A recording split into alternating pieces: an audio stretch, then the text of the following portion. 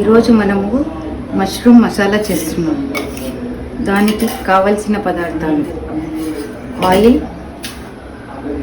ఒక ఆనియన్, 2 మిర్చి, మెంతికూర, ఒక పెద్ద టమాటా, ఒక లెమన్, కరివేపాకు, బిర్యానీ ఆకు, 2 లవంగాలు, 2 ఇలైచీలు, దాల్చిని, మరాఠీ ముగ్గ.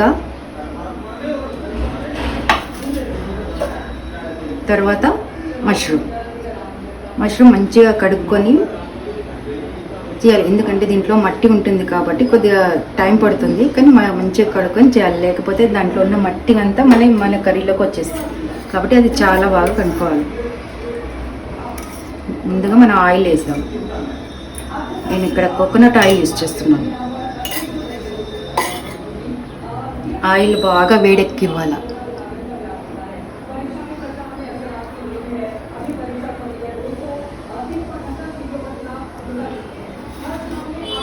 ఆయిల్ బాగా వేడెక్కాక ఆనియన్స్ వేయాలి. ఆనియన్స్ వేసి స్పూన్ వేరే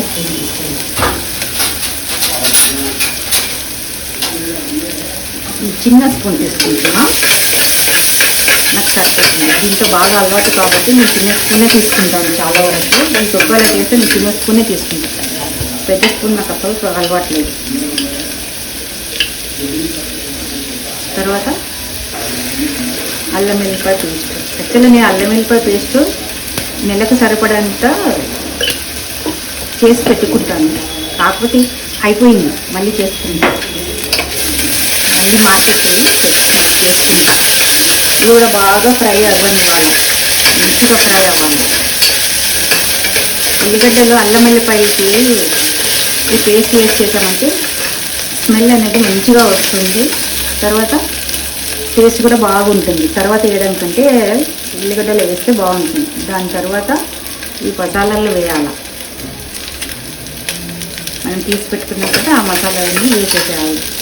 తర్వాత టమాటాలు ఉన్నాయి కదా, ఈ టమాటాలు కూడా వేసేసేయాలి. మెంతి కూర కట్ చేసి పెట్టుకున్నాం కదా, ఇది కూడా వేసేసేయాలి. ఏమైతే కట్ చేసి పెట్టుకున్నామో ఇవన్నీ. యాక్చువల్గా మెంతి కూర నేను ఎందుకు వేస్తున్నానంటే కసూరి మెంతి వేస్తారు, కాకపోతే నేను ఏం చేస్తానంటే కసూరి మెంతి లేదు కాబట్టి నేను ఆప్షన్గా మెంతి కూర వేస్తాను. మెంతి కూర కూడా ఎక్కువ వేయకూడదు. ఎక్కువ వేసామంటే మళ్ళీ చేదు అవుతుంది. చేదు అయిందంటే మళ్ళీ తినలేము. కాబట్టి మెంతి కూర కొద్దిగానే వేయాలి. దాని తర్వాత గరం మసాలా వేయాలి. 1 స్పూన్ గరం మసాలా.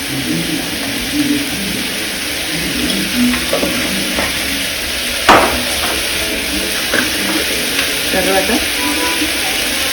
కొద్దిగా పసుపు. నేను కారం బాగానే తింటాం కాబట్టి నేను ఒక 2 స్పూన్స్ వేస్తున్నాను. మీకు కారం ఎలా కావాలంటే అలా చేసుకొని తినండి. ఎందుకంటే ఒకరికి తక్కువ పడుతుంది, ఒకరికి ఎక్కువ పడుతుంది. ఉప్పు కూడా చూసి వేసుకోండి. మీకు ఎంత అవసరం వస్తుందో అంత పెట్టుకోండి. నేనైతే ఒక 1.5 స్పూన్ వేస్తున్నా. మేము పెద్దగా ఎక్కువ ఉప్పు తినము. దీన్ని కూడా బాగా ఇచ్చేయాలి.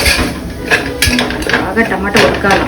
టమాటా ఉడికిందంటే చాలా బాగా ఈజీగా మష్రూమ్ కర్రీ అనేది గ్రేవీ ఫామ్ అవుతుంది. మనకు టైం లేదు కాబట్టి నేను ఇట్లా స్మాష్ చేస్తున్నాను. యాక్చువల్ మనం మిక్సర్లో చేసి కూడా వేసుకోవచ్చు, కాకపోతే ఏమంటే కొద్దిగా పచ్చి వాసన వస్తుంది అన్నట్టు నేను చేయట్లేదు. నేను కట్ చేసే వేస్తానట.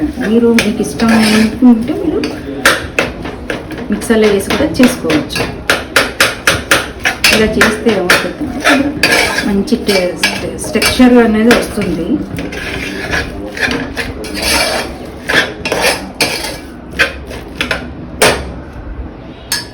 తర్వాత ఒక 4 స్పూన్స్ పల్లి పౌడర్ వేయండి. ఎందుకంటే గ్రేవీ అనేది మంచి ఫామ్ అవుతుంది. దాని టెక్స్చర్ కూడా చాలా బాగా వస్తుంది. ఎంత టేస్ట్ వస్తుందంటే దాంట్లో మనం ఏమైనా తినచ్చు. ఈవెన్ రైస్ తినవచ్చు, చపాతీ తినవచ్చు, ఈవెన్గా కూడా దోశ కూడా తినచ్చు దీంతో పాటు. అంత బాగుంటుంది మనం పల్లి కూర వేస్తామంటే. కొందరేమో ఈ అదేమంటారు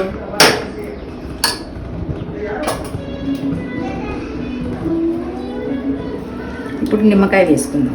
ఒక నిమ్మకాయ అంటే నేను డైరెక్ట్ దీంట్లోనే వేసేస్తాను. కొందరైతే కర్రీ పైన వేసుకుంటారు, తినేటప్పుడు వేసుకొని తింటారు, కానీ నేనైతే డైరెక్ట్ దీంట్లోనే వేస్తాను. ఎందుకంటే కొద్దిగా టేస్ట్ అనేది ఇంకా మంచి మొత్తం కంప్లీట్గా కర్రీలో కలిసిపోతుంది కాబట్టి నేను దీంట్లో వేసేస్తాను. దీంట్లో వేసేసి చేస్తే మంచిగా వస్తుంది. అంటే మళ్ళీ సపరేట్గా మనం వేసుకోవాల్సిన అవసరం కూడా లేదు. కొందరైతే పెరుగు కూడా వేసుకుంటారు, నేనైతే నేను ఇప్పుడు పెరుగు వేయట్లేదు, చాలా తక్కువ అన్నమాట. మీకు తెలిసే ఉంటుంది పెరుగు కూడా వేస్తారని. కాకపోతే ఏంటి అయితే ఇప్పుడు దీంట్లో నిమ్మరసం పడ్డాయి కదా, గింజలు పడ్డాయి కదా, అవి తీసేయండి. అవి మాత్రం పడకూడదు. అవి పడ్డాయంటే మళ్ళీ చేదు అవుతుంది కర్రీ. సో ఇంకా ఇవన్నీ తీసేస్తున్నాను. తీసేసి మంచిగా కలపండి. మంచిగా కలిపాక ఒక గ్లాస్ వాటర్ వేయండి.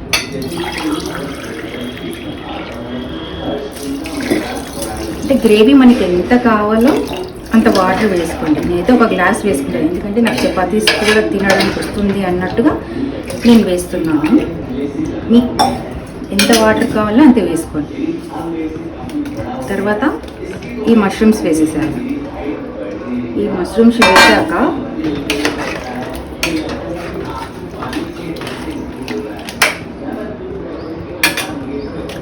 కొద్దిగా చికెన్ మసాలా వేయండి. ఎందుకంటే కొద్ది మష్రూమ్లో చికెన్ ఫ్లేవర్ అనేది వస్తుందన్నమాట. అందుకే నేను ఎప్పుడు చేసినా కూడా నేను చికెన్ మసాలాని కంపల్సరీగా వేస్తాను. అది వేసామంటే ఇంకా దీని ముందు చికెన్ వేస్ట్ అంత టేస్ట్ వస్తుంది. బాగా ఇలా కలిపాక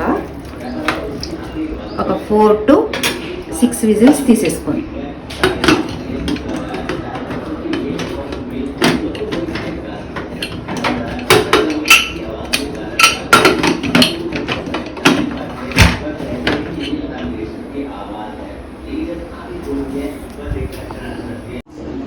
మష్రూమ్ కర్రీ రెడీ.